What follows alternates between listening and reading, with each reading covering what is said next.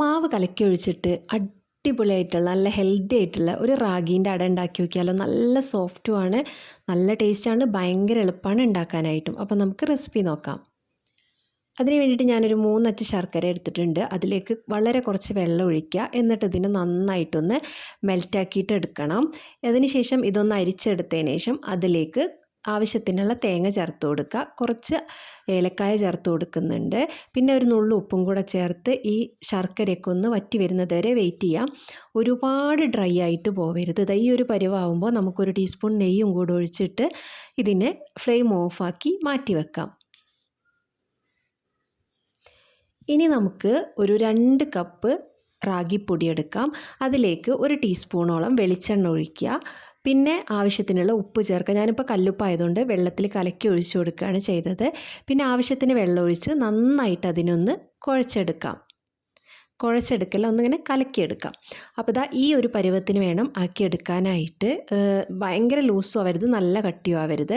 അതിനുശേഷം നമുക്ക് ഒരു വാഴയില വാട്ടി അതിലേക്ക് എണ്ണയൊന്ന് ബ്രഷ് ചെയ്ത് കൊടുത്തിട്ട് ഇതുപോലെ കോരി ഒഴിച്ചു കൊടുക്കാം. എന്നിട്ട് ജസ്റ്റ് ഒന്ന് ഇതുപോലെ പരത്തി കൊടുക്കുക.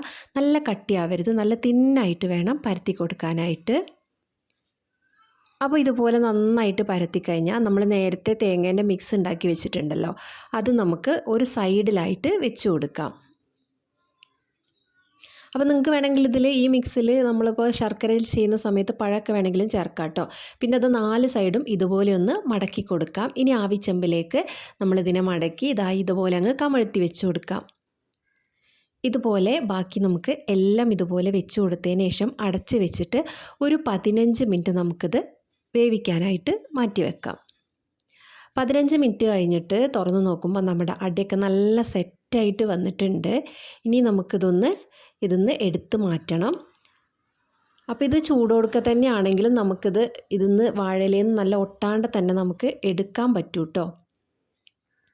പക്ഷേ കഴിക്കണമെന്നുണ്ടെങ്കിൽ ഒന്ന് ചൂടാറിയാലേ കഴിക്കാൻ പറ്റുള്ളൂ. പക്ഷേ ഇത് വാഴയിലയിലൊന്നും ഒട്ടിപ്പിടിക്കാതെ നല്ല അടിപൊളിയായിട്ടുള്ള അട നമുക്ക് റെഡിയാക്കി കിട്ടിയിട്ടുണ്ട്. ഇനി നമുക്കിതെല്ലാം പ്ലേറ്റിലേക്ക് മാറ്റി കൊടുക്കാം. അപ്പോൾ നിങ്ങൾക്ക് വേണമെന്നുണ്ടെങ്കിൽ ഇതേപോലെ തന്നെ സെയിം ഇത് വെച്ച് ഈ ഒരു രീതിയിൽ തന്നെ അരിപ്പൊടി വെച്ചിട്ടും ഗോതമ്പ് പൊടി വെച്ചിട്ടൊക്കെ ചെയ്യുക. അതിൻ്റെയൊക്കെ വീഡിയോ ഞാൻ മുമ്പ് ചെയ്തിട്ടുണ്ട്. അത് ഞാൻ ഡിസ്ക്രിപ്ഷനിലും കമൻറ്റിലൊക്കെ ലിങ്ക് കൊടുക്കാം. നിങ്ങൾക്ക് അതിൽ ക്ലിക്ക് ചെയ്താൽ ആ വീഡിയോ പോയി കാണാം കേട്ടോ. ഇതിലൊക്കെ എനിക്ക് ഏറ്റവും ഇഷ്ടമായിട്ടുള്ളത് നമ്മുടെ ഗോതമ്പ് വെച്ച് ചെയ്ത അടയാണ് കേട്ടോ. അപ്പോൾ നമ്മുടെ അടയൊക്കെ റെഡി ആയിട്ടുണ്ട്. നല്ല സോഫ്റ്റാണ്, സിൽക്കി ആയിട്ടുള്ള അടയാണ്. എല്ലാവരും ഒന്ന് ട്രൈ ചെയ്ത് നോക്കുക.